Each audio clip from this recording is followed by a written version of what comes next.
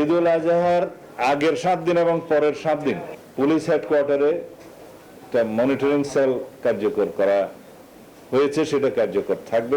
আমাদের সমস্ত ডিপার্টমেন্টগুলোর হটলাইন এই রেজলিউশনে থাকবে। পুলিশ ডিপার্টমেন্টের কোনটা, বিআইডব্লিউটিসির কোনটা, নৌপরিবহন মন্ত্রণালয়ের কোনটা, ঈদের আগে বেতন বোনাস দেয়া হয়, সেই জন্য গার্মেন্টস মালিক সমিতির সভাপতি তাদেরকে অনুরোধ করা হয়েছে।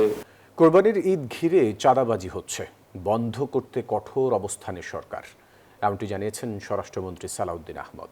জানান, চাঁদাবাজদের ধরতে বিশেষ অভিযান চলছে। এই বিষয়ে বিরোধী দলের সহযোগিতাও চেয়েছেন তিনি। মঙ্গলবার সচিবালয়ে এসব কথা বলেন মন্ত্রী। ঈদ উল আজহায় 7 দিনের সরকারি ছুটি ঘোষণা সরকারের।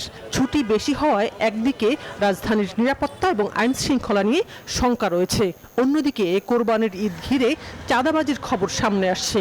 ঈদের সার্বিক আইন শৃঙ্খলা পরিস্থিতি নিয়ে সচিবালয়ে এই বৈঠক স্বরাষ্ট্রমন্ত্রীর সভাপতিত্বে। বৈঠক শেষে সংবাদ ব্রিফিংয়ে মন্ত্রী বলেন, চাঁদাবাজির বিরুদ্ধে অভিযান চলছে, গ্রেপ্তার অনেকে। এ ব্যাপারে সরকারের জিরো টলারেন্স।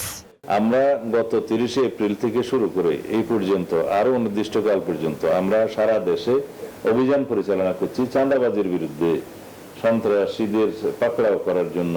কোরবানির পশুবাহী বিভিন্ন যানবাহন এবং নৌযানে চাঁদাবাজি ইতিপূর্বে হয়েছে বলে আমাদের নলেজে আছে বিগত সময়গুলোতে, যাতে সেই চাঁদাবাজিগুলো বন্ধ করা যায় সেজন্য আমরা একটা হটলাইন নাম্বার এখানে দেওয়া হয়েছে, সেখানে আমরা ইনফরমেশন মাফিক আমরা দ্রুত ব্যবস্থা নেব। আইন শৃঙ্খলা রক্ষাকারী বাহিনী থাকবে। ঈদের 7 দিনের ছুটিতে শহরের আইন শৃঙ্খলা পরিস্থিতি স্বাভাবিক রাখতে হবে, এজন্য সব বাহিনীকে দেয়া হয়েছে বিশেষ নির্দেশনা।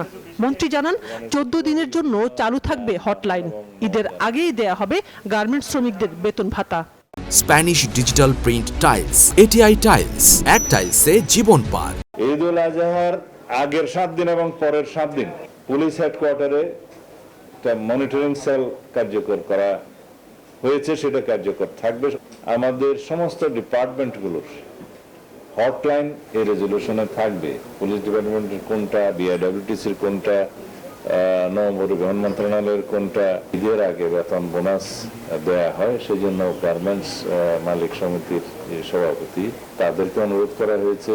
পশ্চিমবঙ্গের নির্বাচনের পরে মুসলমানদের উপর হামলা হচ্ছে এমন তথ্য সঠিক নয় বলেন স্বরাষ্ট্রমন্ত্রী। জানান, এ ব্যাপারে সতর্ক পররাষ্ট্র মন্ত্রণালয়। কাঁটাতারের বেড়ার ইস্যুতে সীমান্তে বিজিবিকে সতর্ক থাকার নির্দেশনা দেওয়ার কথাও জানান তিনি। আমরা সীমান্ত পাহারা দেই, বিজিবি সতর্ক আছে কোনো রকমের যাতে কঠিন না হয়। আর সেরকম কোনো ঘটনা আমাদের এখানে এখনো নজরে আসেনি যে ওখানে অত্যাচার নির্যাতন শুরু হয়েছে। শানাজ ইয়াসমিন, নিউজ 24, ঢাকা।